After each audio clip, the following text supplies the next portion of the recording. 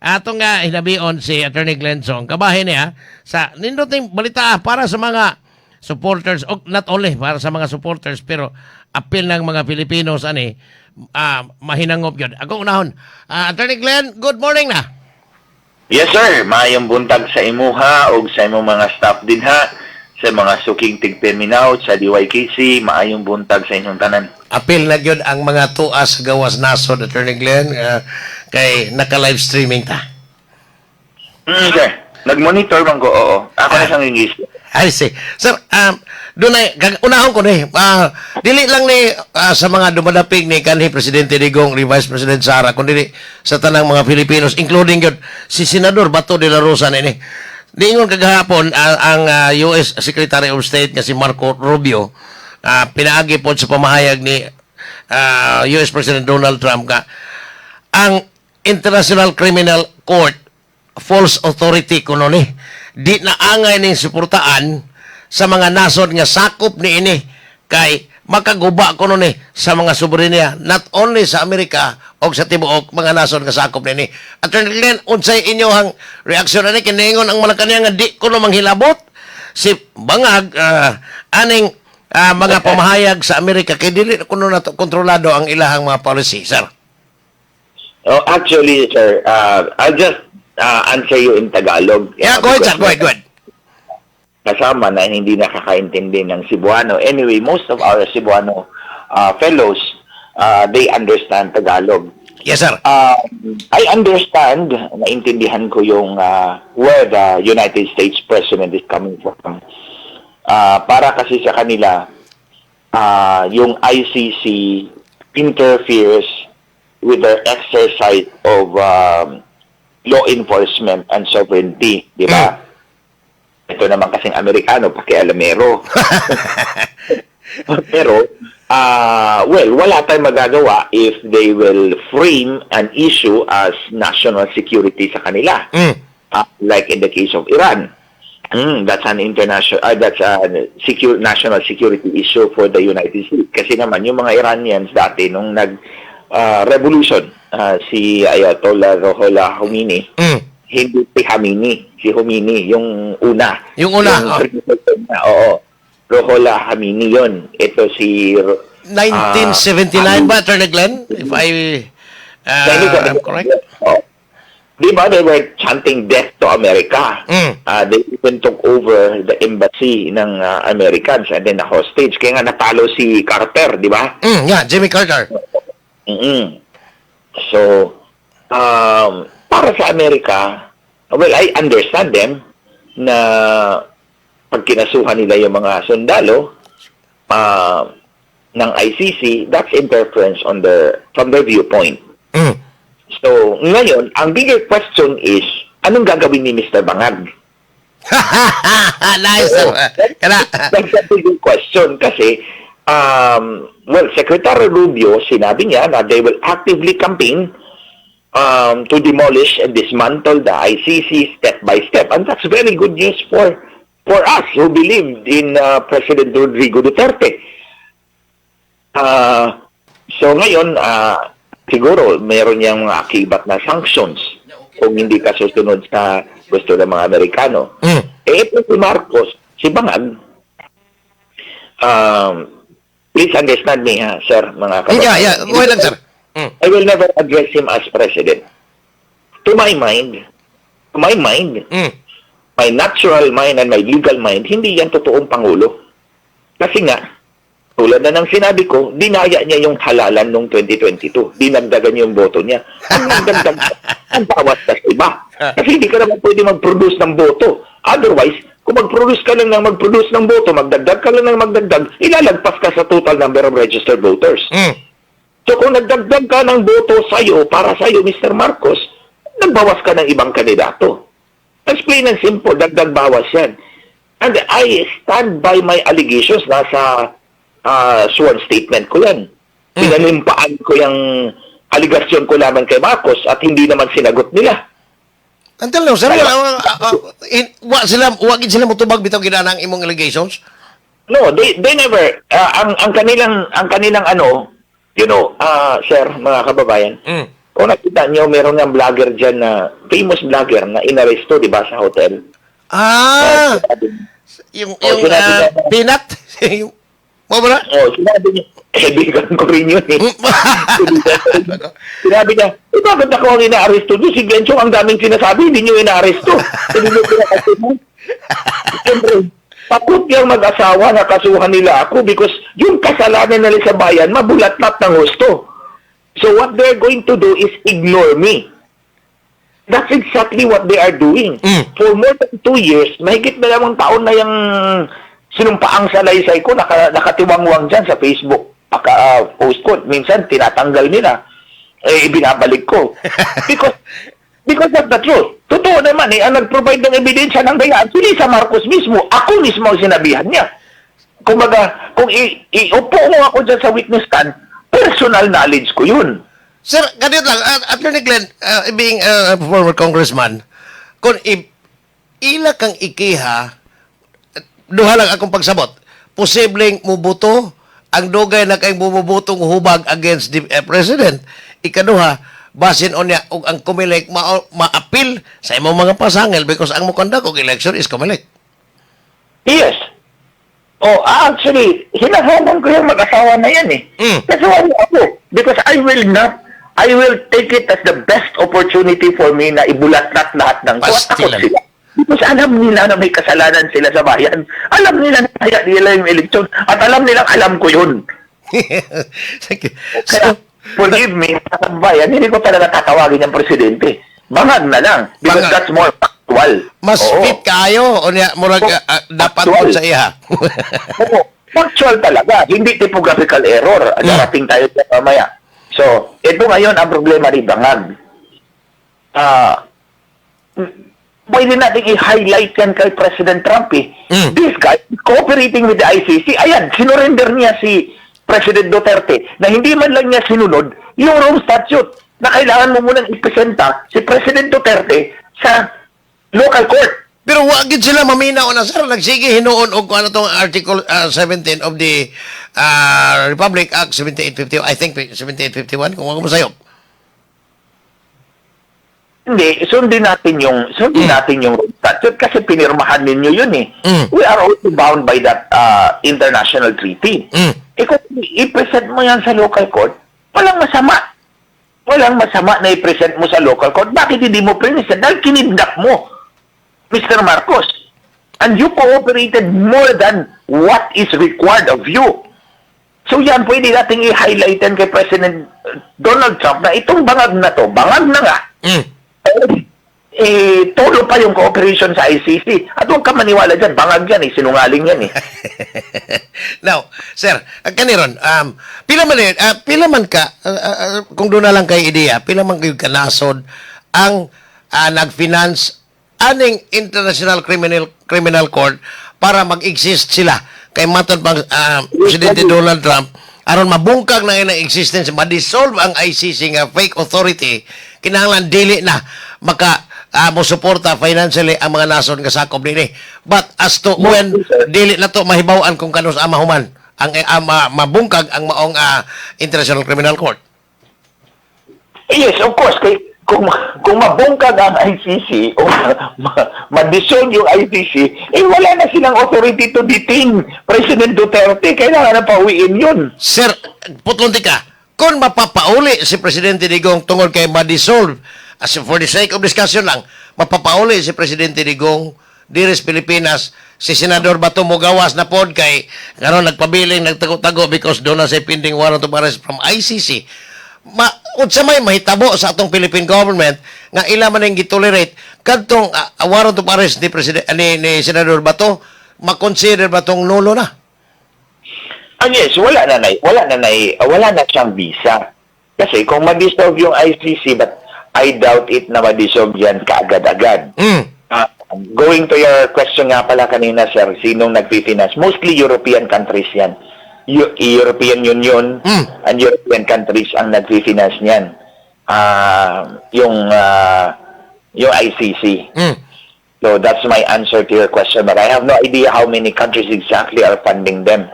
Pero kailangan nilang magpakita ng gusto silang magpakita og agi ba para the funding will continue. Now, Attorney The Glenn biggest Chong, right now is si President Duterte.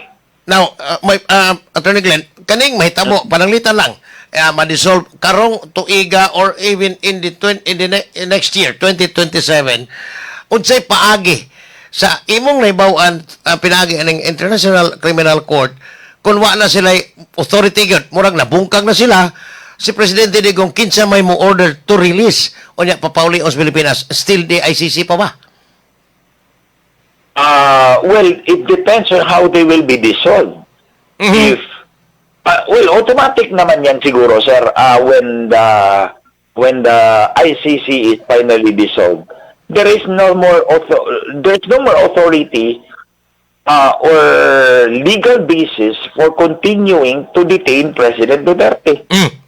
And then yung Netherlands, they will have to release President Duterte kasi wala na yung ICC. Hindi naman si President Duterte dinitain under Netherlands law. Yeah, bitaw. Under that law.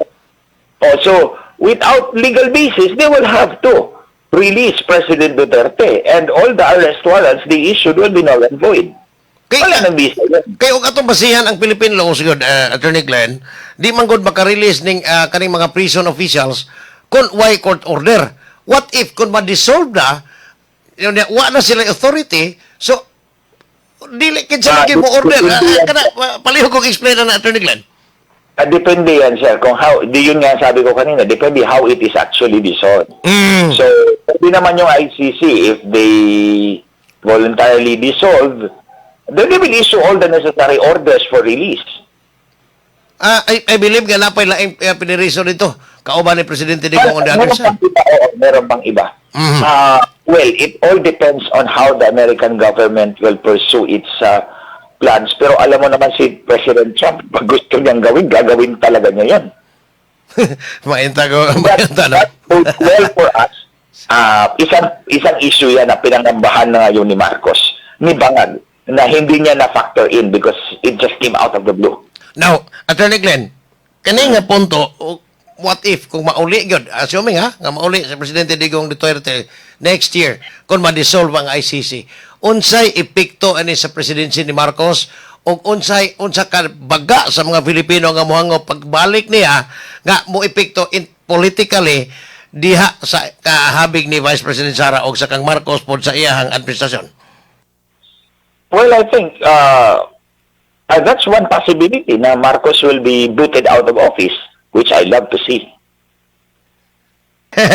Now, sir, ari ko sa impeachment trial kagahapon alas 8 na gabi, actually alas 8 na to nahuman, wala galing ko katiwas og tan-aw sa cross examination sa defense ni Attorney Mark Vinloan o niya doon na pay redirect ni Attorney Attorney Ligutan, and then naapoy recross punan pas mga questions sa mga senator judges. Sir, akong pangutan na kayo nakabantay ko, ang mga both private and both defense o prosecution, dili ba maka kanabang object sa mga questions ngadto sa mga senator judges? No, I don't think they can object. Dili, Because wa kabantay nga bisag nailagpas kayo mga questions. Ang buyag ang presiding officer naman, like katong gihimo ni Senadora Risa. Sir, ingon na lang ani, sila ang Ginoo dyan. Sila ang Diyos dyan sa loob ng impeachment court. Yeah. So, yung mga abogado, both defense and prosecution, they are mere mortals. Hayat. Now, balik ko. Unsay imong tan-aw? Karon diingon kagahapon si kagabi, actually nabasa ko na lang ni karon ganilang kadlaon. Si Attorney Lorna Capunan ang giingong volunteer kanini ang lawyer sa Yes. habig sa prosecution niingon nga dili na nila i-present karon sa witness stand si Attorney Zulaika Lopez o si Captain Belinda Bilio katong duty officer sa House of Representatives during the contempt katong pagka-priso ni Attorney Lopez. Tungod kay redundant na daw, irrelevant na. Redundant din nagdoble o niya na surplus na daw. Sa unay mong tan-aw, daa sa habig nga sa depensa, wa man ni sila kahadlok ka basig kay hostile witness man ni si Attorney Lopez. wa baka ni sila kadlong ka mayagyag na hinuon og unsay mayagyag. Sir, I was listening to Attorney Kapunan kagabi. The reason why they are dispensing with Attorney Sulaika Lopez and si Captain, may isang captain doon na Captain Belinda Bilio. Belio, is that merely corroborative lang naman daw yung statement, yung evidence that they are planning to extract from these witnesses. Mm. Ang nakita kasi nila, day 5 na kahapon. And then, Duha pa ka dalawang witness. witness pa lang ang na-present nila. So, lalagpas yan, kung ganyan, the way it's moving, baka umabot tayo ng 2028 at hindi ma-impeach in dahil. So, timbang-timbang na lang siguro nila na kung magpapatuloy tayo, we have more than 90 witnesses at the rate of 5 session days, dalawang witness lang, butin talaga tayo ng 2028 dito at hindi na-impeach Vice President Sara Duterte. So, siguro may order ang palasyo, may order yung bangag na madaliin nyo yan ba? Well, that's just my conjecture. Thinking ko lang kasi naman, ang director naman talaga ng impeachment na yan, si Bangag, lalo na yung asawang mukhang halimaw. Oh, totoo. So, sir, di apay lahi punto. Pro bono daw. Volunteer lawyers, mostly wa sila mo ingong word nga mostly, pero ang ilang giingon nga, at I think tanan, kaning mga abogado sa prosecution, pro bono or libre, voluntaryo.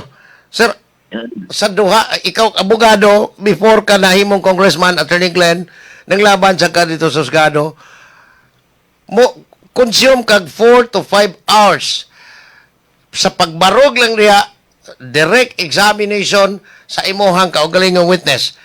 Libre? Sir, Hmm. you have to think it this way. Yung mga abogado, hindi kami pwedeng mag-advertise. Diba? Yes. Hindi kami pwedeng mag-advertise ng aming expertise because that's prohibited by our By the Supreme Court. Hmm. na aming Code of Ethics. Hmm. Unlike America. Unlike sa America. Grabe na, pero stingay dito mayo, tinood. Oo, ang laki ng billboards ng mga mga injury lawyers. Damage, di ba? Lalagay nila yung Dagko kay mga nila, billboards. telephone number nila, expert in injury and damage cases, ganun. Pwede yun sa kanila, but the Philippine context is more stricto tayo. Hmm. So, for a lawyer, the impeachment proceeding provides the best opportunity to publicize your expertise, to publicize kung gaano ka kagaling. Or worse, kung magkalat ka doon, that's a different story. Pero that's a motivation on the part of a lawyer na kailangan ko magpakitang gilas para mas karoon ako na mas maraming kliyente. Kliyente. So, that's one. That's a possibility, of course. Hmm. But we cannot also discount the possibility na may bayad at binayaran. Honorarium, perhaps, ang tawag, but not actually professional engagement. Honorarium, travel expenses, transportation expenses, representation expenses, pwede yan. And we are not privy to that. I am just saying that it is a possibility. Although, sinabi ko rin na it could be purely pro bono because ang habol ng abogado is publicity. Pagbakitan gilas. Okay?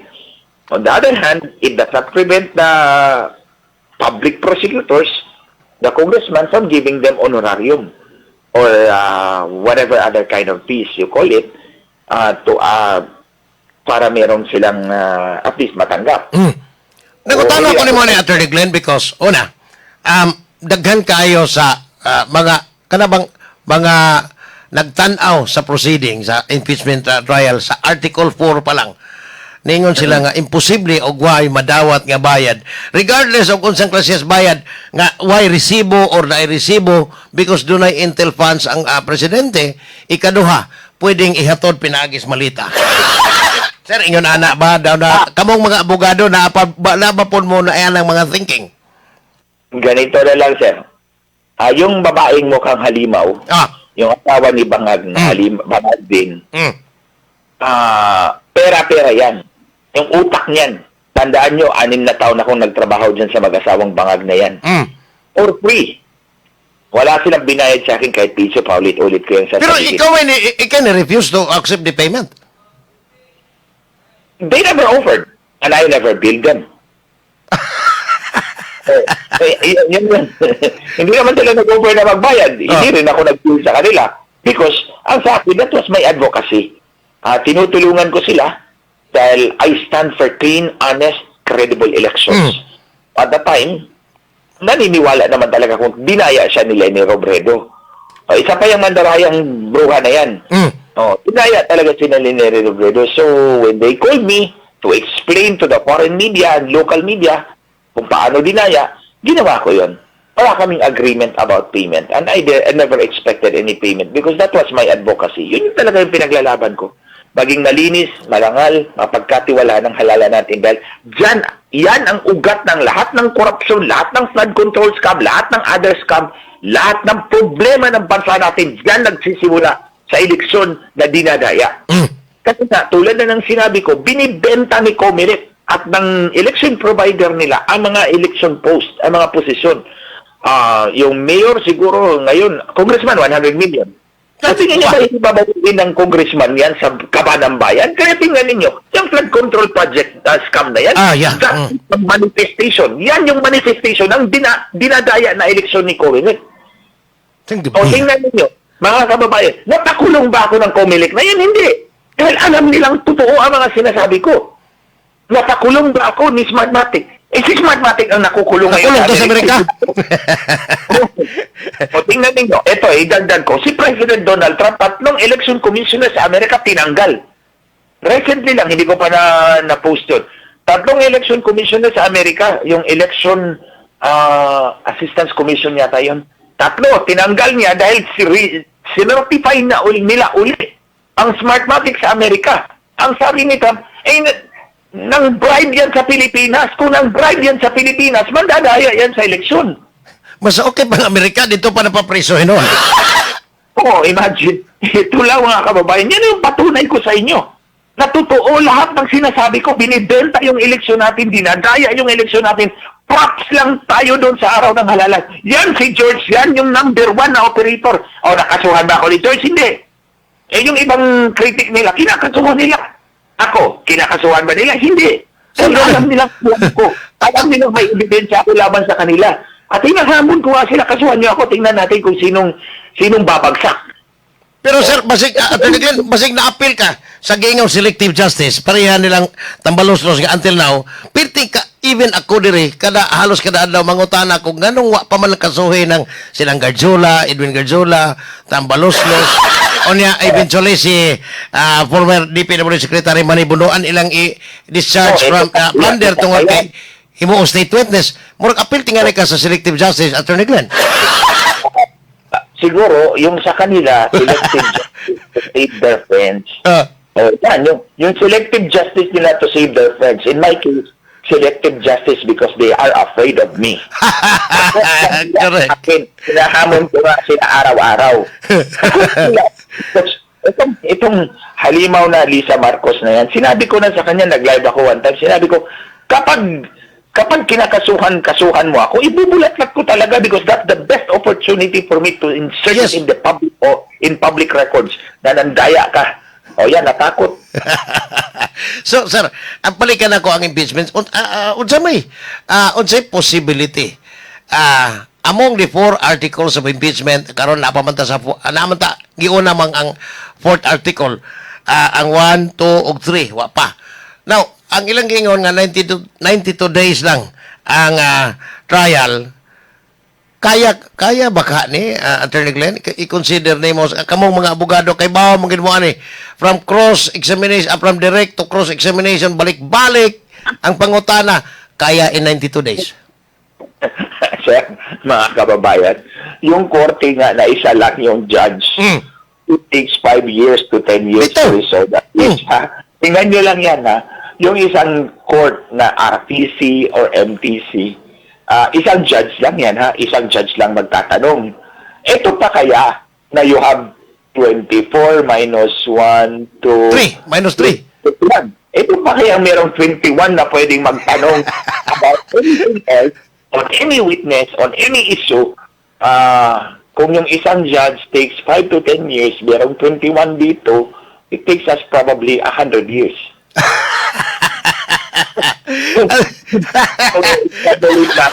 Dugaya. 5 years, 21, that's 105 years. Oh.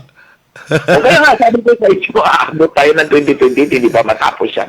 So kaya, nakita ninyo nakita ninyo yung reaction ng prosecution, bawas tayo ng testigo, para mabawasan yung trial days. And hindi naman araw-araw yung hearing.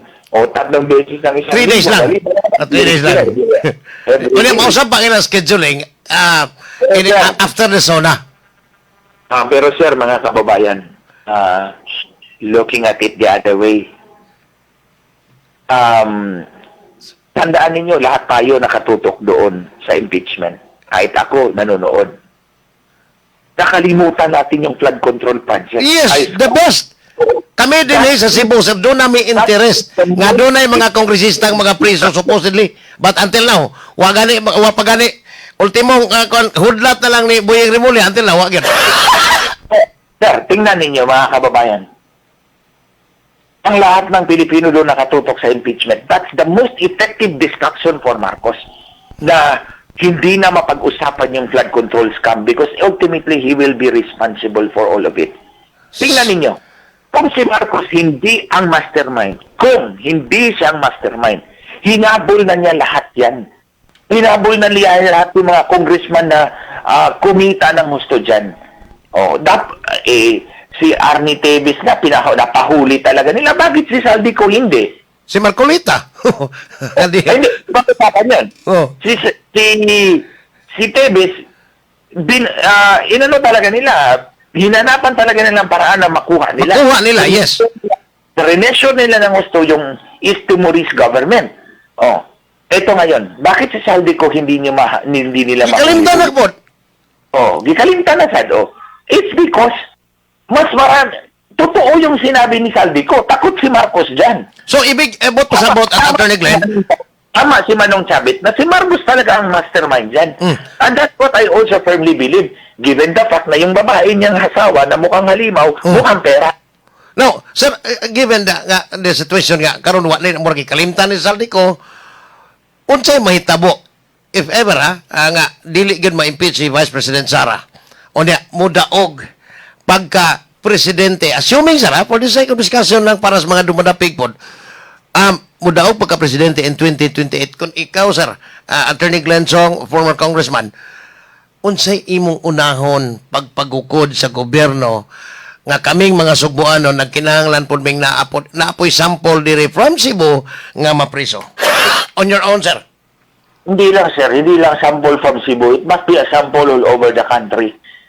Pero, the next government must manifest to the people. Ipakita mo sa taong bayan na you will clean up the mess of the flood control scam para hindi na ito maulit-ulit. Tuldukan natin ito at ikulong lahat ng dapat makulong. sir, Ikulong my question nimo, Attorney Glenn, kanang pagutan na ha. Ibalik ko ni, ang ombudsman is a constitutional body. 7 years ang appointment without reappointment. What if si Vice President Sara will become the president? O niya, ang ombudsman still si Boyeng Rimulya na ay maani ang mga Sugboanon or the Filipinos nga gustong mapapriso ng mga tulisan nga the only investigator ang ombudsman raman. Sa mga nagawan. Kung ako, ang nasa kalagayan ni Inday as president, dalawa lang naman ang papipilian ni Rimulya as far as I'm concerned. Resign or be impeached.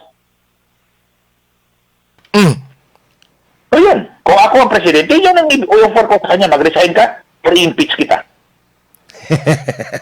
Anyway, Attorney Glenn, kanina nga sa kanaghan nga mga higayon, sir, lipay yun mi, nga imong matubag about di ay si Ma'am Jessica ang maayong buntag. Ang iyang word na ako, i-word for word pagbasa, ayong buntag, Glenn, kumusta ka na? I believe nga, imigo ni mo na, sir. Kailan ni mo? Yes, ma'am. So, I'm Attorney good. Glenn. Okay, I'm still fighting. Sa Attorney Glenn, hopefully, from time to time, manawag mo nimo while ongoing pa ang trial sa impeachment court against Vice President Sara. Yeah. Hopefully, di ka papulan sa mga pangutana for the sake sa mga Cebuanos o mga naminaw na mo on air. Yes, sir. Before we end, nabasa ko yung report ninyo, yung kay Terry Ridon. Ayan. Na sinabi niya na regardless of the technicalities, the threat remains, di ba? Para yun yung message niya eh. Nandyan yung threat ni Inday Sara. Yeah. Oh. Regardless of the technicalities, ito lang masasabi ko. Kasi sabi niya, hindi raw nakaka-apekto yung technicalities doon sa threat ni Inday. The threat na ginawa ni Inday remains standing. Ito lang ang masasabi ko. Ang nag-testify dyan, NBI, National Bureau of Investigation. In fact, sa isip ng taong bayan, between PNP and NBI, mas matimbang ang NBI. Kahit ako, nung pinatay yung personal aid ko ng mga pulis, siyempre, ang tinakbo ko NBI. Because that's the foremost law enforcement agency na pwede mong pagkatiwalaan. And then, nung nag-render ng report, si Vice President Sara Duterte ay Secretary of Justice.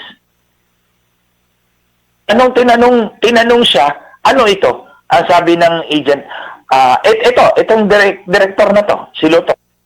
Ano yan? Typographical error. Hindi maging typographical error ang Secretary of Justice. Alam ng taong bayan na hindi naging Secretary of Justice si Inday Sara, Secretary of Education. And that is not a typographical error. Pag sinabi mo typographical error, siguro yung pangalan ni Manong Uka o pasaporte, nawala yung I sa dulo. O that's a that's a typographical error. Wrong typing. Pero pag sinabi mo Secretary of Justice, that's a factual error. Fact yan. Factual error yan. Hindi yan typographical error. Hindi yan mere technicality. Sir, sa mga husgado, Attorney Glenn, naamon ko yung mga libel nga cases po, although na-dismiss itong uban, kanang typo error, kasagaran o Sara, daghana ka ng kaluha. Sir, ito yon. Beyond technicalities, kung ako yung judge, hindi, the technicality cannot be brushed aside. Hindi mo pwedeng ibaliwala yung technicality na yan because it goes right into the quality of the investigation. Bitaw? Murag, I don't know sa impeachment court nga lahi manigid sa regular trial courts mayon mangani gyud nga ipausab gyud ang mga kanang typo error bisag usa lang ipa-correct diha sa open court pero kani mo mag kadaghan mo to kagahapon ang kuan ni Attorney Mark Binloan. Kaya nga sir ang tawag ko dyan Mr. Typographical Error Witness. lahat ng mali ang date. Hindi yung typographical error ang mali ang date. That's a factual error. Kaya nga sabi ko sa inyo, mga kababayan, technicality man yan, but it goes into the quality of the investigation made. So, ibig sabihin, how-saw yung investigasyon ninyo? Kasi mali-mali eh. How-saw, binadali ninyo because you want to pin Inday Sara Duterte. That's not fair to her. Imagine that you are supposed to be the foremost law enforcement agency, investigating agency of this country. Imagine, hindi ka makapasok. Ang hinahanap ng NBI, CPA lawyer, just like me. CPA lawyer. Imagine, CPA ka na, lawyer ka pa, tapos, ito, Secretary of Justice, mali yung date. Sir, during the time, sir, di ba si Buyang Remulla pa ang kuan, DOJ, Secretary? At that time, yes, siya yung Secretary of Justice. So, kuan sa mga typographical error came from the Department of Justice Secretary mismo office. Sila yan. Imagine, yung NBI sa kanya under sa kanya. Yes. Bureau ng DOJ. Gusto kong sagutin yan si Ridon. Kasi buwa kay baba kanang taga-Bicol buwa kay baba sir. Buwa ang baba eh. May patsaktan o guhan bato. Now, Ito pa. Sinabi niya, the threat remains. as if the threat was unprovoked. Yun ang drama nila eh. This is an unprovoked threat. Mali. Merong Operation Romanov. That's the basis for Inday to make that alleged threat. So, hindi siya unprovoked threat. Ibang usapan kung unprovoked threat. Walang, Bitaw. nagbanta ka lang na wala man lang rason. Wala man lang pinaghugutan. Iba yung kay Inday. May pinaghugutan siya. Yung Operation Romanov na yan. Kaya nga sabi ko, Lahi daw, sir. Attorney Glenn, akong putlang tika, ang katong Operation Romanov in Russia, presidente itong gihurot yun og pamatay ang ilahang pamilya. Kay gilad na kayo. O niya, doon na natukod na ay RFA, Romanov family, in 1900s na, ba't katong Romanov, 18th century pa? Sir, tagay ko may gamay background, para sa mga naminaw na itong Attorney Glenn? ito yan, si Tsar Nicholas II. Yeah, Siya yung emperor. That's the equivalent emperor of the Russian Empire at that time. Ano pa sila? Imperial Russia. Si Tsar Nicholas II, ang asawa niya si Alexandra o Alexandrina. May 4 siyang anak na babae, may isang anak na lalaki, si Alexei. Kaso si Alexei, because of interbreeding among family members, sila lang yung nag-aasawa. He became hemophiliac. So, si Alexei, hemophiliac, hindi nagkaklat yung blood, if I get it right. Hindi nagkaklat yung blood. Diba, pag nasugatan ka, maya-maya, namuuna yung dugo at hindi nalalabas, di ba? That's blood clotting. That's blood clotting. Yung sa kanya, tuloy-tuloy yung paglabas ng dugo pag nasugatan siya. Kasi hemophiliac siya. And that's the result of inbreeding. Sila yan. Kasi I think pandin niya si Alexandra, yung asawa ni Tsar Nicholas II. To cut the story short, nagkaroon ng revolution na take over ng Bolshevik. Yung Russia. So, pero at that time, he was still there. Hindi pa naman sila kinulong. But because natakot yung mga Bolshevik na the royalists, yung mga loyalista ng Imperial Russia, ng Imperial family, will free them. So, nilipat sila sa Yekaterinburg. Itong Yekaterinburg, ito yung, it's a city in Siberia. So, doon sila nilagay. So, doon sila nilagay until the Bolshevik decided to eliminate them. Gihurot yun na patay. So, one night, because natakot na kasi yung mga Bolshevik because the White Army, yung mga Russian imperialists were already approaching Yekaterinburg. So, inano nila, nilagay they were roused from their sleep one night, early morning yata yun eh. Ginising sila. Sinabi sila mag-photo op tayo. Mag-photo op daw sila. So nilagay sila doon sa basement, pinaupo sila lahat, and they started firing. Sinabihan sila na merong death sentence sa kanila. So pinagbabaril sila. So si Alexandra, I think niyakap niya yung anak niyang lalaki because that was the sole heir to the throne. And then may kasama pa doon na yung mga valley nila. 2 o 3 yata. Now, mauni, ang posible di ay nga gikahalukan ni Vice President Sara base sa statement po ni Mayor Basti Duterte nga base og nahadlok po nito mas taas niya tungod kay base og mapareha sila adtong Romanov. Yes, pinagbabaril sila lahat and they all died. So, they were buried. Actually, nilagyan pa ng asido yung mga katawan nila, bangkay nila para hindi ma-recognize. Then they were buried. And then way back in the early 90s, yato, 2000 ba yun, na uncover yung kanilang graves. And then they were brought back to Moscow and they were reburied with imperial honors. Still ano?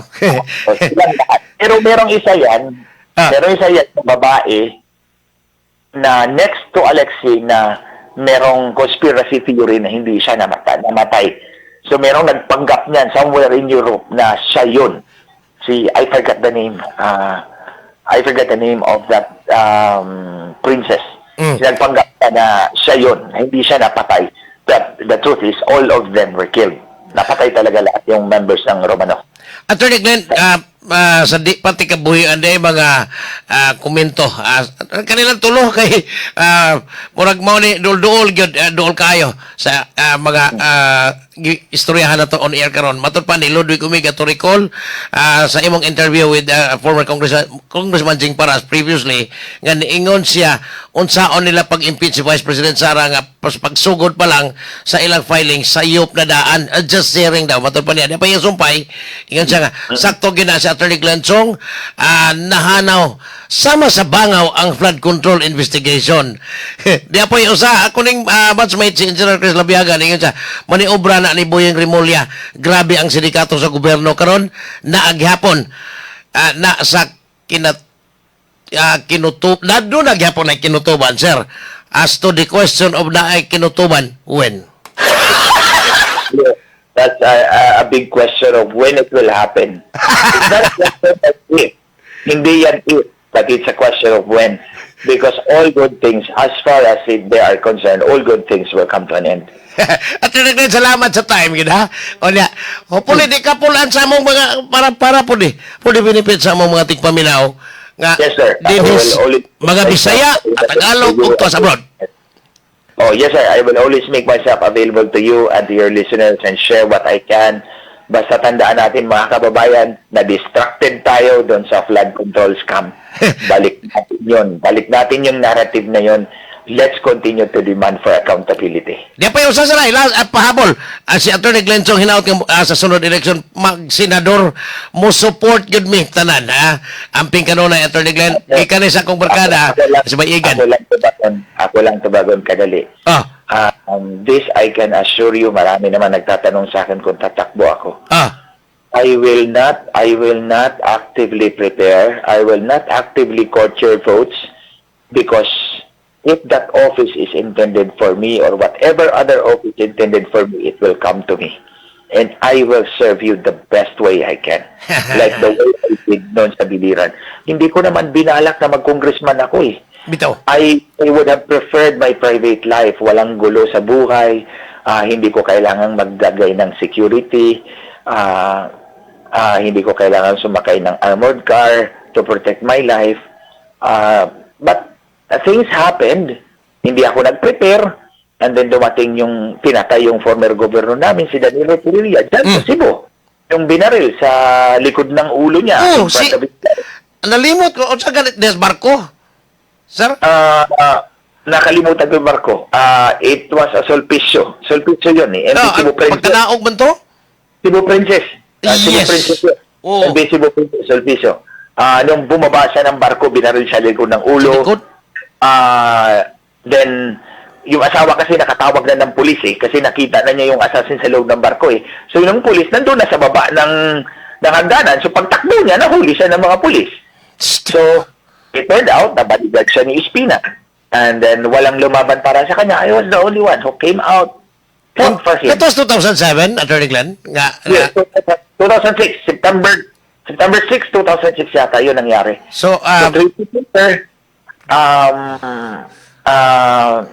lumabas ako sa radyo. Pinatikos ko si Espina. But the person who actually egged me to do that, si Heidi ako niya, ABS-CBN. Classmate ko yan sa law school eh. Judge na. Judge na siya, karon, Attorney Glenn. Ano, sir? Judge na. Presiding judge na sa RTC. Congratulations, sir. Tumawag yan sa akin one night at sinabi niya, Glenn, what are you doing there? Hindi ka ganyan. Hindi ka tahimik na tao. Alam ko, when there's an injustice, you will fight. Why are you silent? Kayo IPP dyan. Bakit tahimik kayo? Then the following morning, I went to radio, binatikos ko na si Espina. And that's when it started. Until dumating yung election, walang tumakbo. Ako na lang natira. I won. So yun ang ibig kong sabihin, mga kababayan, hindi ko hahabulin yung posisyon na yan. Because if that position is for me, it will come. And I will serve you the best way I can. Like I did sa Biliran. Attorney Glenn, salamat kayo, ha? May buntag ni mo, amping kanunay. Sir, thank you. And thank you for having me in your program again. Until next time, mga kababayan, maraming salamat po sa inyo. Keep safe. si Attorney Glenn Chong, former biliran congressman, yang gipasabot ha nga inig pangutanan to Bisaya mas komportable nga tubagon niya sa Tagalog kay para sa mga naminaw na to, not only Cebuanos kundi apil lang dili kasabot og Binisaya iyang gi Tagalog but mauna Bisaya yung kay to sa Attorney Glenn na classmate to ni Judge Heidi ako niya tinuod.